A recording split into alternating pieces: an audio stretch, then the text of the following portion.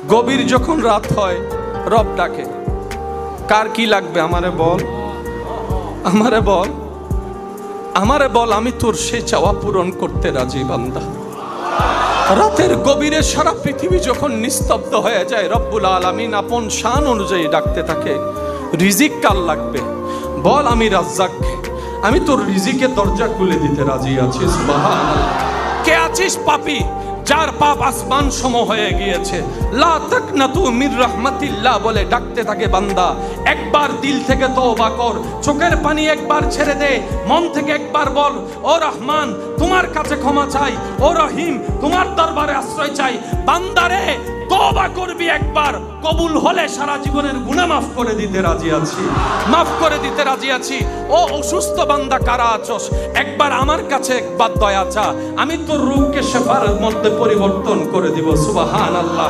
আত্মীয় স্বজনের কষ্টে জর্জরিত অন্তর কার হৃদয়ে আছে, একবার আমি রবকে বল, তোর অশান্ত মনে শান্তির ব্যবস্থা আমি করে দিব। প্রত্যেক দিন গভীর রাতে রব্বুল আলামিন কুল কায়নাতের স্রষ্টা আপনাকে আমাকে আমাদের মতো নাখান্দা গুনাহগারকে ডাকতে থাকে, ডাকতে থাকে, ডাকতে থাকে, ডাকতে থাকে। ওদিকে যারা রবকে ডাকে রবের নজর তাদের দিকে নাই, যারা বলার আগে ডাকে আসমান জমিন তাদের দিকে রবের কোনো নজর নাই। যারা আপনি আমি ভুলে যাই তাদের দিকে রবের নজর। আয় মা গাররাকা বিরাব্বিকাল করিম, মা গাররাকা বিরাব্বিকাল করিম, মা গাররাকা বিরাব্বিকাল করিম, মা গাররাকা বিরাব্বিকাল করিম। অন্যদিকে বলে লা তাকনাতু মির রাহমাতিল্লাহ, লা তাকনাতু মির রাহমাতিল্লাহ।